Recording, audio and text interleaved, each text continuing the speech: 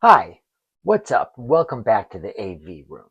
Today we're diving into a record that sits right at the crossroads of jazz funk and what would later become hip hop. And what I mean is, it became hip hop sampling gold. What are we talking about? Talking about Bob James' 3. Now, this album was released in 1976, and it's not just a jazz record. This is one of those foundational records, the kind that quietly influenced decades of music after it dropped. Let's get into it. Today, we're going to dive into a record that sort of sits at the crossroads of jazz, funk, and what would later become hip hop. What we're talking about is Bob James, landmark jazz musician, pioneer, bringing modern jazz into a modern age. And he did it with several releases, but especially this one, Bob James 3, with guest Grover Washington Jr. This is one of those foundational records that just influenced everything that followed.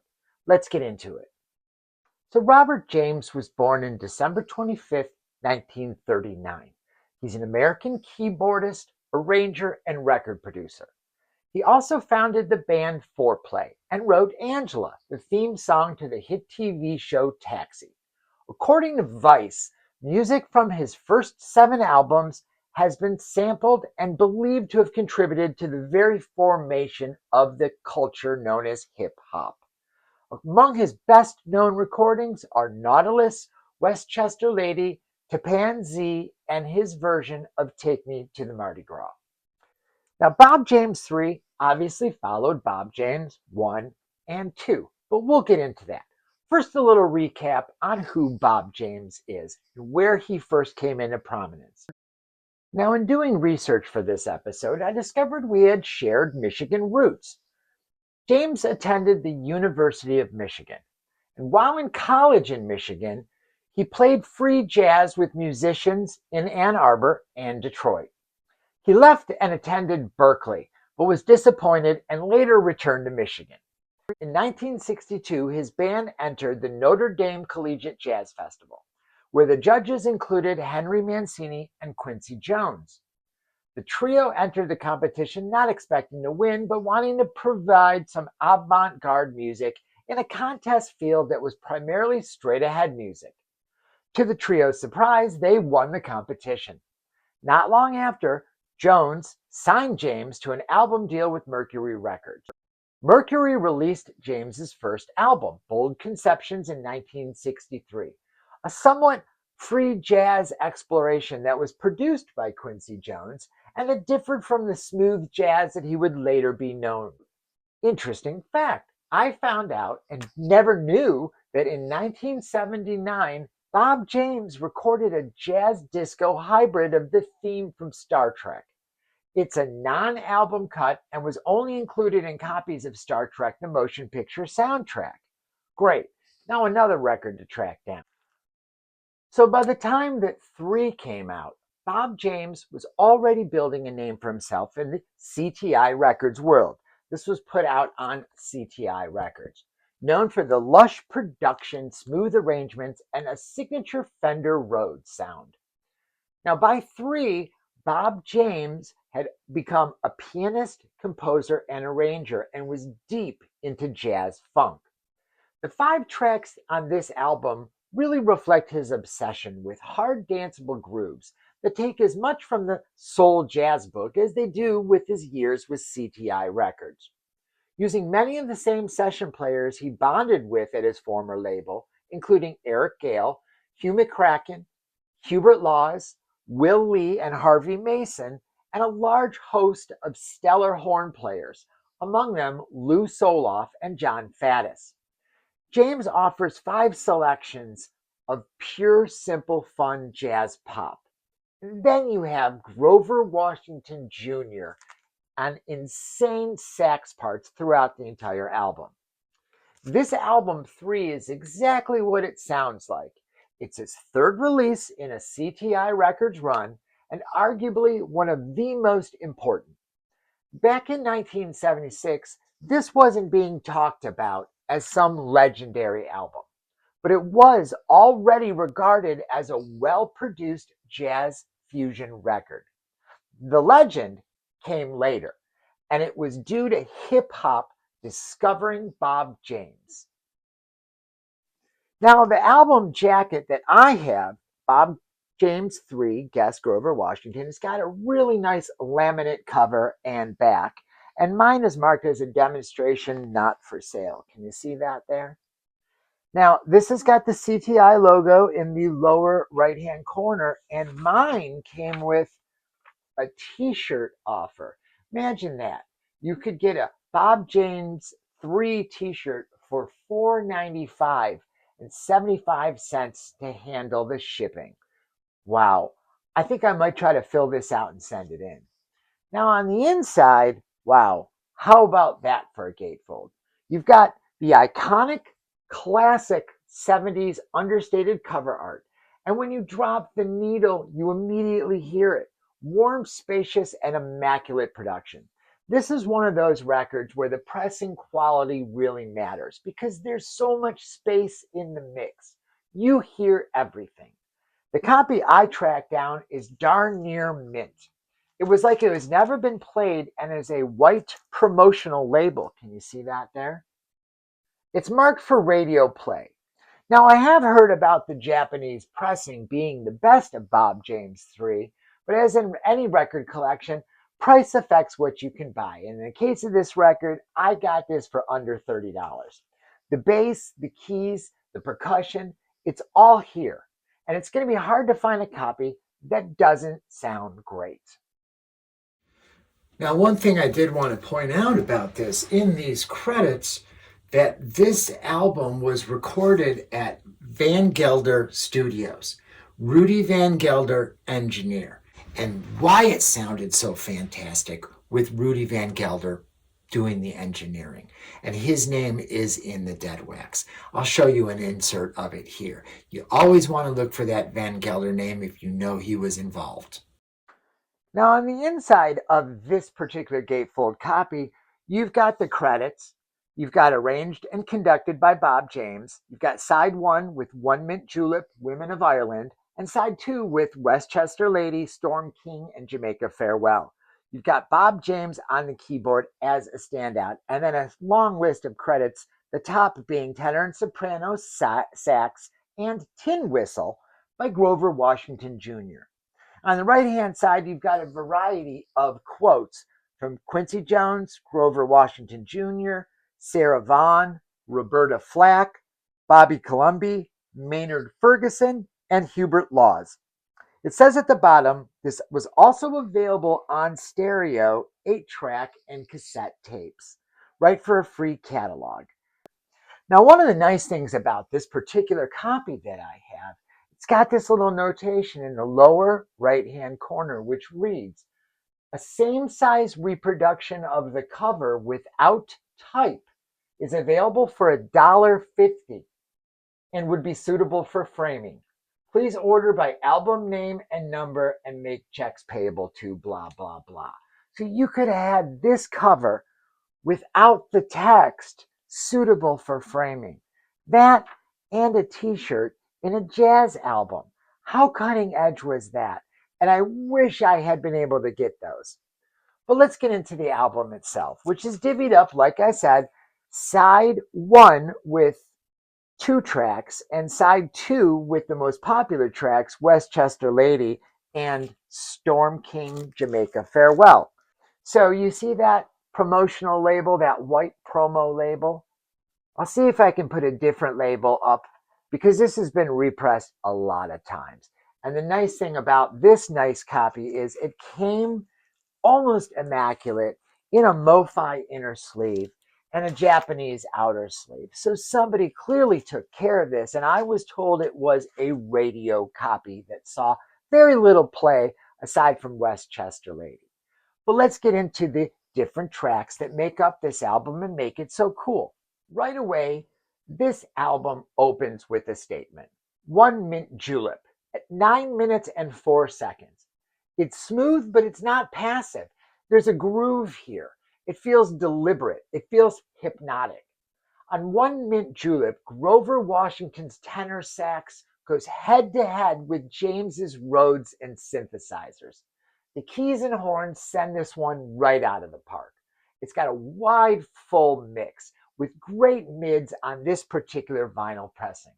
The sax solo mid-song is the focus, and it's a system show-off.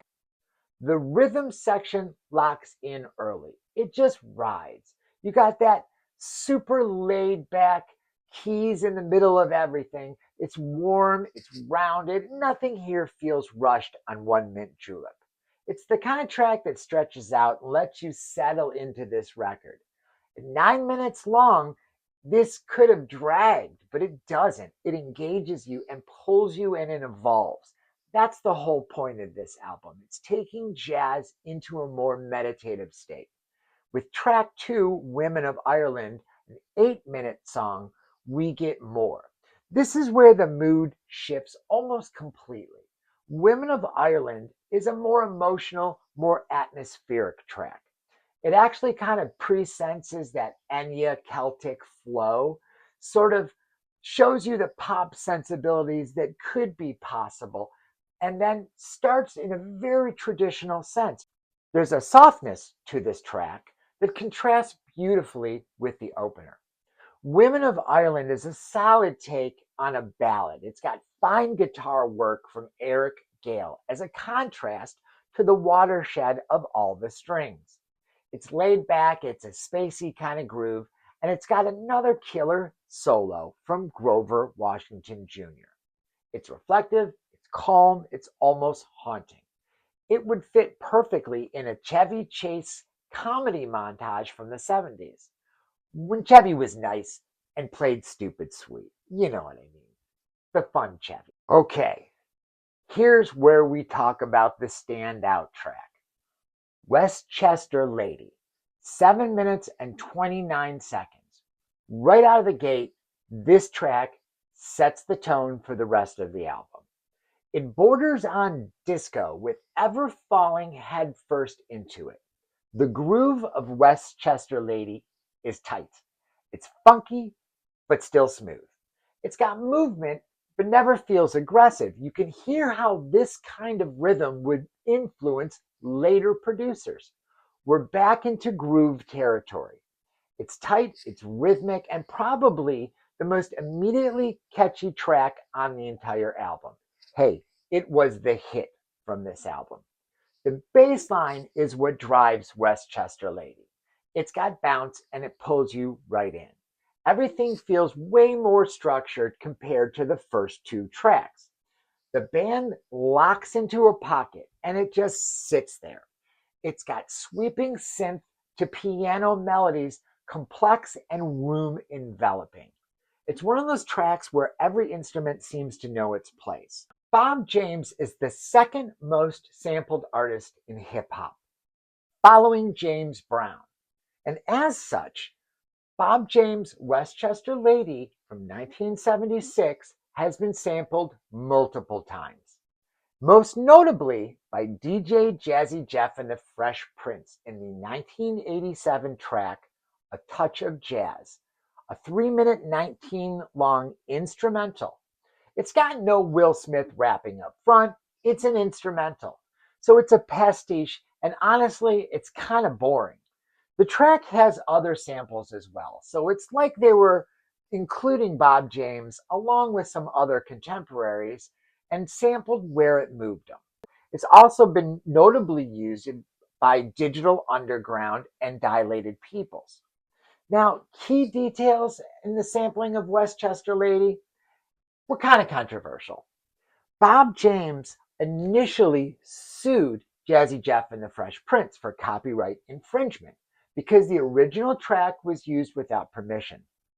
Lately, Bob James is working in conjunction with a company called TrackLib, which they will allow you to sample his tracks legally. There's over 20 tracks you can sample. Now, jazz keyboardist Bob James is known for quite a few things. Like I said, Foreplay and the theme from Taxi. It's been sampled on albums like Slick Rick's Children's Story, Ghostface Killah's Daytona 500, and initially pushed back against any uncleared samples of his music. His songs have been sampled over 1,500 times. Tribe Called Quest, Warren G, Beastie Boys, and when Jazzy Jeff and Fresh Prince sampled Westchester Lady, he sued them. And in doing so, changed the game forever. He said, "I'm happy for their success." And in referencing Run DMC's sampling for their song Peter Piper, he said, "I'm happy about the indirect notoriety for all the hip hop fans that associate him with bands like Run DMC. But it wasn't a real collaboration, and he's not carrying any negative baggage about it. But he is honest about it and wanted to change it so things were fair and people got paid. As an artist, I get it." He said, "Even the record companies were playing a wait and see kind of game. So it became necessary for him to become a policeman of his own music and find out who was using it." So as a kid growing up who breakdanced and listened to Run DMC, you can never unhear the DNA in Peter Piper by Run DMC. Between his own previous cover songs and expansion, he always gave credit to the other artists. And so, in this album, things changed for Bob James and hip hop forever. Now, continuing on side 2 of Bob James 3, you have Storm King. This one is a little more atmospheric. It's a 6-minute, 31-second lounge act scene filler kind of tune. It's a perfect encapsulation of all things 1976, echoed by these James Bond sounding horn sections. In fact, they should have put this in a Roger Moore James Bond movie. It would have fit right in. Now, the last track on Bob James 3 is a real curveball. It's Jamaica Farewell. It's a 6-minute, 30-second track. It's a reinterpretation, a cover, but it's done in that signature Bob James style.